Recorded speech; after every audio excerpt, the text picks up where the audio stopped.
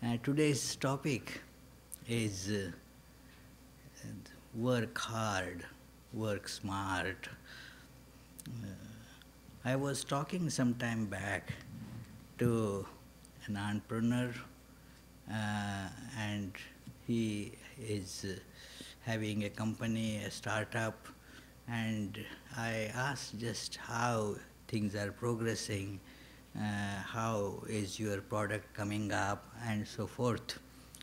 And he told, well, we are doing fine right now. Our motto is work hard, work smart. So I said, good, good, good. It will be good to think about this phrase. And can I use this as a title for my talk? And so that is how I got this title. Work hard, work smart, a theme that is that should be kept in mind. Firstly, these three words are there: work hard, smart. So, what is work? We use this as a very common word, common phrase. But if we dwell a little deeper on exactly what does it connote, is all activity, can it be called work? Whatever movement that happens, can we call it work? Like many, while just sitting in the chair, have the habit of moving their legs. Can one say that, well, they are doing a lot of work, for 2 hours they were moving their legs. That is, it's difficult to call it work. Somebody may just be sitting for 2 hours. Can you say that the person has been doing work? Well, depends. The person might be doing a concentrated mental work, may not be physically seen as active, but mentally might be doing a lot of work, thinking. So, what is really work? Work is an activity that is directed to achieve some objective, that working towards something. Working means that you have an objective, a goal to be achieved. There is a purpose. A purposeful activity can be termed as work. That yes, you are consciously doing it. That for this purpose, I am doing this activity. Because of this activity, this purpose will be achieved, this objective will be achieved. That gets called as work. Not any action as such. It has to have a consciously made connection with the objective or the purpose. Then it gets called as work.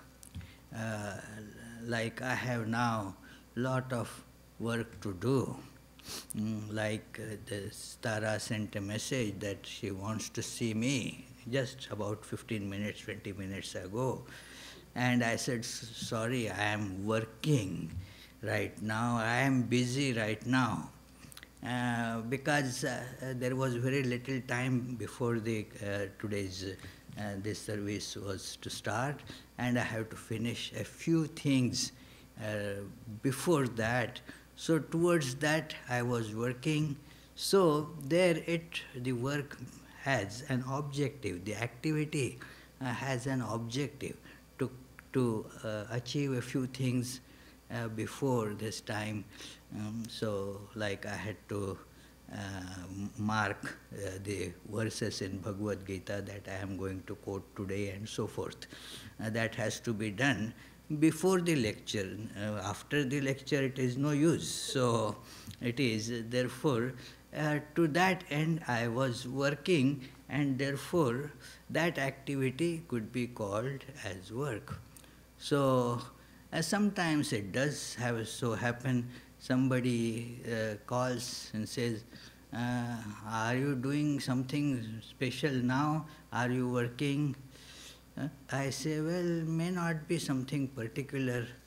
Then, well, I am not exactly working at that time. Some activity may be going on, but not that pertaining to a specific goal as such. So that activity in this manner gets called work. And working hard, what does it mean? Working hard means there is no time to be lost. I am very short of time, and I need to concentrate all my energies to finish it. That is called working hard. It is not just the labors, but the concentration of all my physical and mental energies to that point, to that objective. And that is working hard. I am not wasting my energy. I am not wasting my time. I am not wasting my thinking ability. Everything is focused there. That is called working hard. So, this is hard, that it is working hard. Sometimes this that hard word is used to show that it is difficult. It is difficult, yes, that word has that connotation too, that it is hard. Sometimes a question in the exam, then the students say that was hard, means it was difficult to do it. So hard has that connotation as well. But in this context, we are, of course, taking that connotation as well, because many things are challenging. Hard means it invites forth all different faculties that you have to come forward and concentrate to get over that problem. So it is challenging. That is hard. And therefore the word hard is used as something that is demanding your concentration and the sense of seriousness about it, and you are putting in all the possible resources to achieve that. That is hard. Working and then hard. And what is smart? Smart has so many meanings. You will see in the dictionary so many meanings are given for the word smart. Commonly, some of them are used like a person is when looking beautiful, looking nice, called smart. It is something that bears a very good look, that gets called as smart. But it is not just the looks, it is the intelligence behind it. That also gets called as smart. That it is like you say a smartphone. A phone, very nice looking, need not be called a smartphone. What is a smartphone? Is it necessarily a good looking one? What is a smartphone? Means it does thinking, it does certain things that otherwise the earlier dumb phones were not able to do. So this smartphone does many more things which require some intelligence. So that is a smartphone. Smart means intelligent. There is the intelligence associated with this word. Sometimes it is associated with quickness, that somebody is very quick, so it is called smart. Like it was a smart comeback, means something is said and your take is needed for that. But if you keep on thinking about it, then it is not going to be of much use. It has to be spontaneous at that moment. So when some such thing comes up from you at that time, it is called smart, because it is quick. So smart includes that meaning also. It also has the connotation of being somewhat clever and cunning, like somebody is street smart, that it is means that it is that street smart means not that the street is getting smart, but it is it means that well, somebody knows how to weave the ways and how to take advantage of somebody else. So that also gets called as being smart, and sometimes used mostly with kids. Don't try to be too smart, means it is a behave yourself and so forth. So that is another way the word smart gets used. Here we are mostly concerned with the idea of smart means intelligent. It is the working hard, but working with intelligence, being aware of what needs to be achieved, and then so many different factors, so many forces that come into the achievement of this purpose. You handle them intelligently. Means see that all of them are taken care of. It should not be concentrating only on one aspect, forgetting all others. It is like playing a game that you have to, you are playing against, say, opponents. Imagine, say, a game of football, that while you are having a strategy, your opponents also have a strategy. There are multiple players involved, and each player is moving, each player is doing different actions, and then when, say, you have your objective, and while you are working at your objective, you have to be aware that many others are doing something else, something most probably to block you. Players from your side will be planning or plotting to see that we all coordinate well and get ahead. Your opponents would be also doing the same thing against you. So when we are working, that work involves resistance. That is why we need to do work. We need to put in efforts. Where no resistance is involved, there is no efforts necessary. Things happen without any efforts. It is like water left on a down slope. Without any effort, it will flow down. But if you want to take it up, then you have to put in efforts, because there is the gravity resistance that it has to overcome.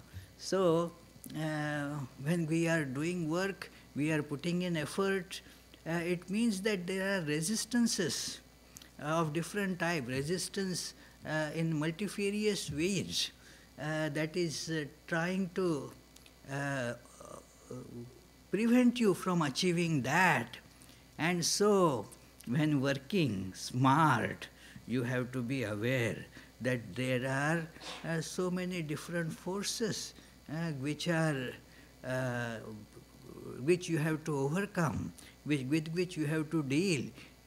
Some of them you have to use to your advantage. Many things are available which one can use to one's advantage. Like long back, I had gone to a very small factory unit, long back. And then there was, I had some document, they wanted it, and in the factory they said that, okay, we can copy it. So, and then at that time there was I didn't see any copying machine there. So, are you going to, how are you going to copy it? It was in a somewhat remote place. And that man said, well, we are smart, and we are smart. What do? We use the fax machine that we have, a fax machine, and we copy with that. We send the fax to ourselves, so it get copied. So it is, we are smart, we send the fax to ourselves, and thus it is, we get the copy of it. So what I mean is to use the existing resources, that is smartness, not the non-existent resources, or that which cannot be had right now. It is without that, those resources that are not available or cannot be obtained at the moment, you have to think that how the existing resources can be used. I can give you one example that in this context, that like people want to meditate here. And they like to meditate. People come here, they are spiritual aspirants, and so they want to meditate. Now, whatever situation is available, in that one should learn to meditate. If I think that no, this situation should not be like this, it should be like this and like this and like this, then I will meditate. Well, can you have that situation right now? Maybe you can work and get that kind of situation in future. But in the present situation, we have to learn to use the available situation, available resource to meditate, because we have to do meditation. That is must. Meditation has to be done. Now, if I keep on complaining about the surroundings, about the place, or think it should be like this and it should be like that, and then what will happen? This opportunity to meditate will go away. These hours will be spent without thinking about God. So, thus it will not be a smart thing to do, that using the available situation, available resources to get the objective done. It is okay that you can work for changing the situation, but let us remember that in every situation there will be some problems or the other. This is to be remembered in achieving the work with smartness. Lesser complaints means conserving our energy. More the complaints means we are wasting our energy that could have been used for achieving the objective. There is an old saying that there was a battle going on. Long means it is, an example is given something like 600-700 years ago probably, and the father and son both were fighting in the battle. And then at that time in the battle, the father had a sword, son also had a sword, they were fighting the enemy, and the son said, "Dad, my sword is short, my sword is small." And the father says, "Well, add a foot to it." Means go ahead a foot, because at this point there is nothing that can be done. You are in the battle. Now there is no, ordering another sword and it will come, until then the enemies are going to stand there with folded hands. No, this is the time that you have to act. So it is, therefore, using the available resources is the smartness. Then, when we look at how this word is used in the business, the word smart is used as an acronym, SMART, which means that it is, S means specific. It has to be goal-specific activity. It is that we already saw that a goal is to be achieved, means there has to be, what you are doing has to have a rational, logical, understandable connection with the goal. It is like, say, you came here, maybe driving from say 40 miles or 50 miles or 20, whatever it may be.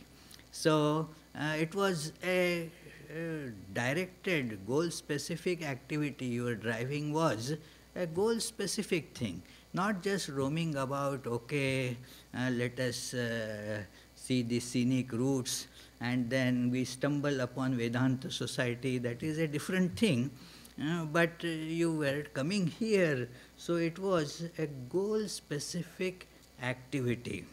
That is S of the SMART. Then measurable. How much effort have you put in? It is not random something. It is because there should be how much effort is required to achieve that goal. It also determines whether that objective is worthwhile or not. If it is an objective and is taking too much effort, then maybe that objective may not be really worthwhile. I can use that effort to get something more, something better. So, measurable. It should be measurable, then achievable. A of this SMA. It should be achievable. That our goals should not be impractical, impossible goals. They must be achievable. And while we see what is achievable, we should take into consideration our potentials and possibilities into consideration. What are my potentials? So these potentials tell what is achievable by you. So it is like one can say, can I realize God in life? Can I experience self? Can I become enlightened and liberated? You can tell, yes, I am a human being and I have the potential. So many human beings, they have, by properly training their minds, have achieved liberation in life. And so it is something that is achievable.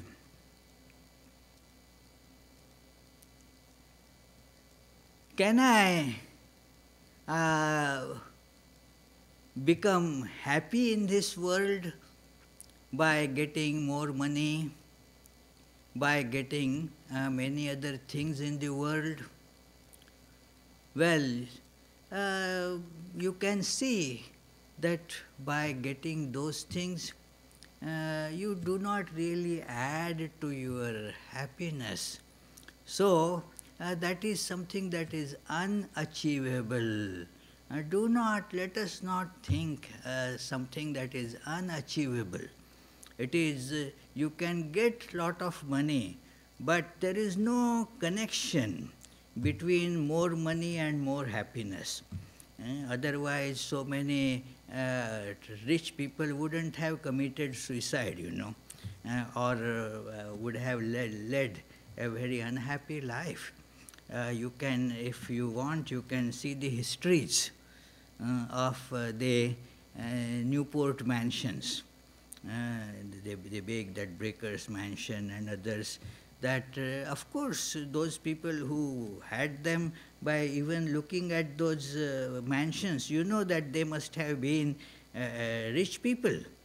But look at the lives and how unhappy the people who owned them were, and how unhappily they had to end their lives. So what I mean is that let us remember what is achievable, that I can realize God, and the source of happiness is there. It is, and so that is achievable. But otherwise, running after different pleasures and trying to get happiness from that, friends, it is unachievable. It is impossible. The first one that I told is possible. Achievable may require a lot of efforts, but achievable. In one commentary on one Upanishad, Chandogya Upanishad, Shankaracharya gives this analogy there, that it is, of course, he says, it is difficult. It requires efforts to dig a well and get water, but it is achievable.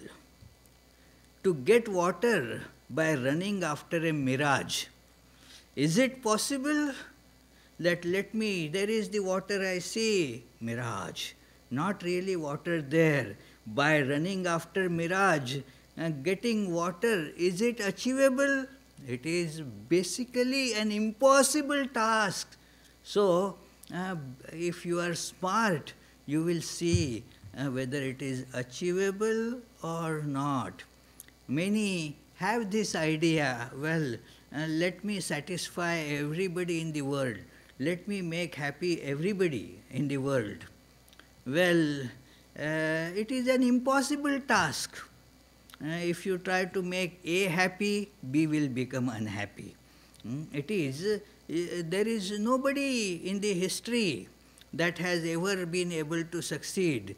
Even greats like Buddha and Jesus, they could not make everybody happy. So otherwise, why would they go and crucify Jesus, you see? Nobody can make happy everyone in the world. So what is it? Is it achievable? No, it is not achievable. So one should not try unachievable. One should try what is achievable. So it is then R, realistic, which is similar, that like it is based on the realities and not on imaginations. See, this is an important hallmark of intelligence, that to separate one's, the realities from fantasies. The fantasies means imagining things. It is, in a way, it helps you to get new ideas. In that sense, it is okay. But let us not confuse between them. What is a reality and what is a fantasy? And let us not call fantasy a reality. So, your work has to be based on what are the realities. The fantasies are different things. It is, therefore, they. And then T. T means time bound. Time bound means it should not be like the time bound has what is the measure of time, that it is, it doesn't mean that you have to say 2 days, 3 days, but there should be a perceptible change in our lives according to the efforts that we are putting. The efforts should bring about a commensurate change. That is the meaning of time. After all, we measure time as the distance between the events. That is called time.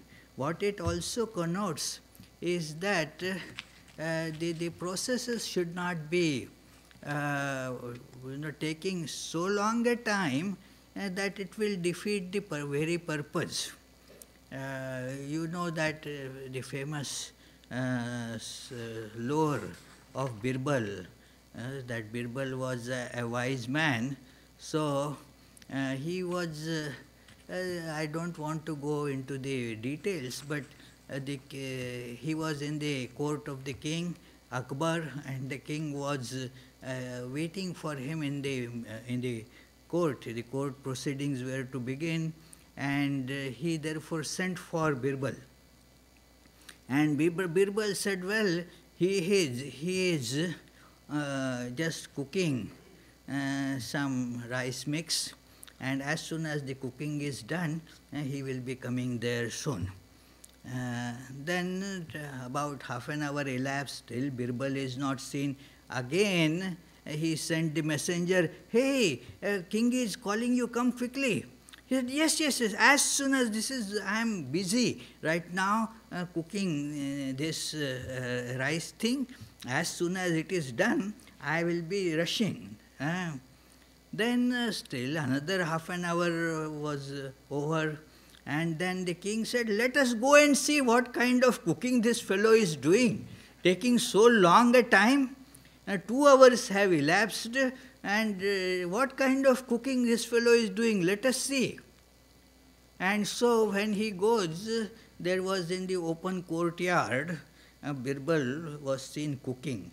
There were 3 long bamboos, and at the height of about 25 feet or so, there was a pot kept with water and rice to get cooked.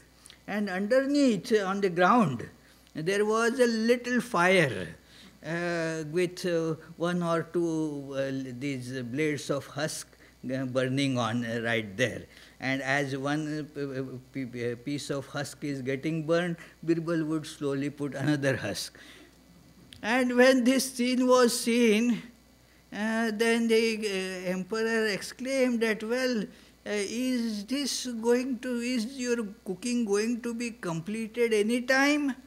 It cannot. Basically, you can never cook like this. So then Birbal retorted back. This had a reference to another event. But what I mean is that it is the activity that is being done, there should be a sense of how much change is happening in our life because of that. That is what is meant by time bound. That is smartness, S-M-A-R-T. That it is Sri Ramakrishna used to say about the spiritual practice. This is, it has to be done intensely and not, okay, a little bit, So he was singing one song by Mirabai, that Hari se lagi raho re bhai, tera banat banat ban jai. That hold on to Lord, and gradually, slowly, your work will get done. And Sri Ramakrishna, after saying this last line, gradually, slowly, it indicated the sense of complacency. So one is not very intent and serious about it. Okay, yeah, sometimes I do take the name of God. Occasionally I sit a little bit for meditation, and that is how it will happen. What it indicates is that you are not really desirous of it. You are not concentrating yourself on it. You really do not want it also, as it appears. Because if you really want, you will put in proper efforts. So he said, hey, how can one get God by this kind of effort? No, you have to say, now itself it has to happen. Let me do it my best to put it, all my efforts right now into it. If it is an important thing for me, I have to put in all my efforts into it right now. So that is, he said, that will bring God to you. Otherwise, it is like cooking that, Birbal's khichdi, Birbal's rice cooking will go on. It will never get done. So that is smart. So in Bhagavad Gita, in the second chapter, which introduces what is called yoga of action. It really, second chapter is the introduction to all the idea of yoga. The yoga basically means what you have intellectually understood, a concept about your goal and practically achieving the goal. The gap between them is to be filled by what is called yoga, that you understand something and then you practice for it. That, okay, you understand by reading a book how the keys of a piano to be played. But actually playing requires lot of dedicated efforts to be put in for long hours. Then you get it into practice. So yoga means you think about the ideal in your life, very good. But then to get that ideal working, practicable in your life, you have to put in certain efforts, proper efforts, well-directed efforts, intense efforts. Then that what was you are imagining as theory, as a possibility, becomes an actuality. That is where the difference between just a dream and an achievement is there. So that is called yoga. Yoga is that. And so he says that our activity, all activities should be given this direction of yoga. He mentions that actions, well, everybody does actions. They are going on. But what is the real activity? He told Arjuna, and these are some of the verses which explain this idea of working hard, working smart. That it is, he says, look, yogastha kuru karmani sangam tyaktva dhananjaya siddhya siddhyo samo bhutva samatvam yoga uchyate. This is the 48th verse from the second chapter, and its translation reads like this: established in yoga, O Arjuna, perform actions, giving up attachment, and unconcerned as in success or failure. this equanimity is called yoga, that be concentrated and do your work. Do not get attached, because these attachments will deter our efforts. Our minds will be drawn here, there to other things. So, be unattached and with concentration work to achieve that. And whether do not even pay attention to this. Once you have determined that this is the means and this is the goal, then do not bother about whether I will succeed or I will fail. It will be decided by your efforts. Do not worry about whether I will succeed or I will fail. Let me concentrate only on the work at hand. So this is called yoga. Then he said, the next where the smartness comes. The first verse that we read, that yes, hard work. Then the smart work. What is it? Durena hi avaram karma buddhi yoga dhananjaya buddhau sharanam anvichya kripanaha phalahetavaha. Far inferior is work prompted by desires to work done through wisdom, or through, with our present subject title, smartness. The work done through smartness is much superior to work done just propelled by various desires. O Dhananjaya, that is Arjuna, take refuge in this smartness. Take refuge in wisdom. Take refuge in smartness. Those who are impelled by results are miserable. It is because the results or the desires, they keep on changing. And the activity that we do, impelled by desires, therefore, does not meet its ends. This is, let us remember this, that see, you have a desire A, and then you started working impelled by that desire. Now what has happened? By the time the work is completed, your desire has changed from A to B. So now the work is not giving any reward to you. Therefore, don't get propelled by likes and dislikes. This is something that one has to learn in life. Likes and dislikes are very flimsy.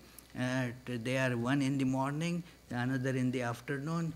So therefore, the likes and dislikes should not determine what I should be doing and what I should not be doing. What should determine it? That the goal. Goal does not depend on what I like or what I dislike, but it depends on the what is to be achieved in life. So an achievement is not necessarily something that has to do with liking. It is something far more permanent than liking. So this is what is told here, that buddhi yoga means work intelligently, that determine the goal in life, not based on the flimsy likes and dislikes. It is, if a little child, the desire will prompt the child that let me see that more and more chocolates are available. So that because that is the working is according to that desire. But after a little while, say a couple of years or that chocolates are not that inviting anymore. There are things which are more important in life than eating chocolates.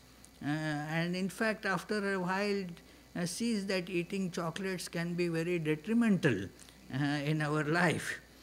Like one of our devotees, dentist, said that, well, we give them to our patients so that we can get more business, So it is, of course, it was all in jest, but the idea is that the goal is something that is more permanent, well thought out.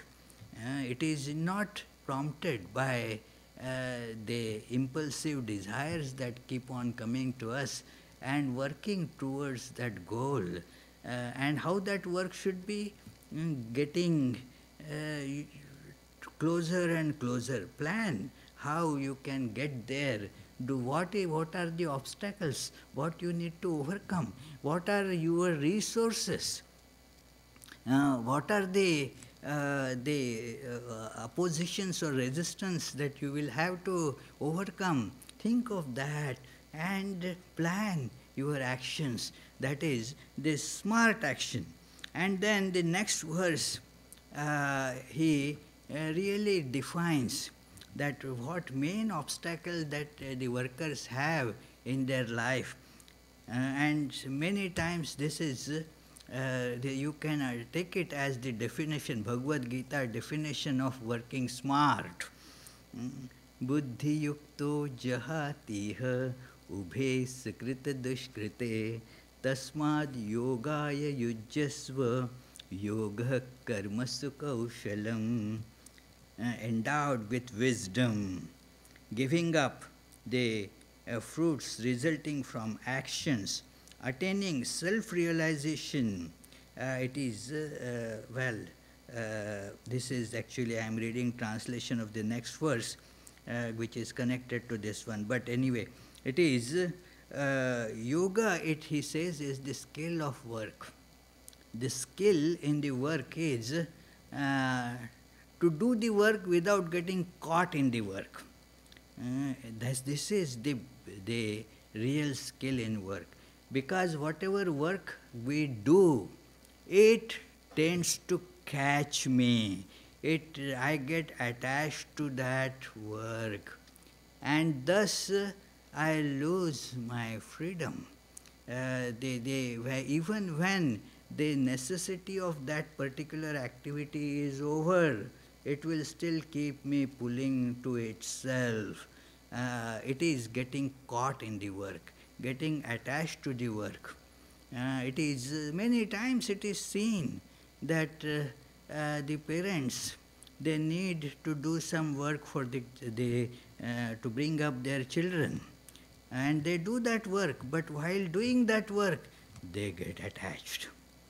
And thus, even though the need for that work is over now, that attachment, in spite of their efforts not to go in that direction, keeps on pulling them towards it. And thus it defeats the purpose. So one has to learn, to do the work, but without getting caught in it.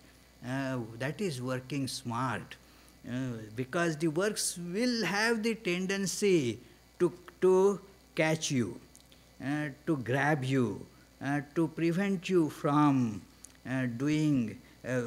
from going forward. It will imprison you. That is the tendency of work, the bondage of work. Therefore, this word comes in Bhagavad Gita, bondage of work, karma bandha, bondage of work.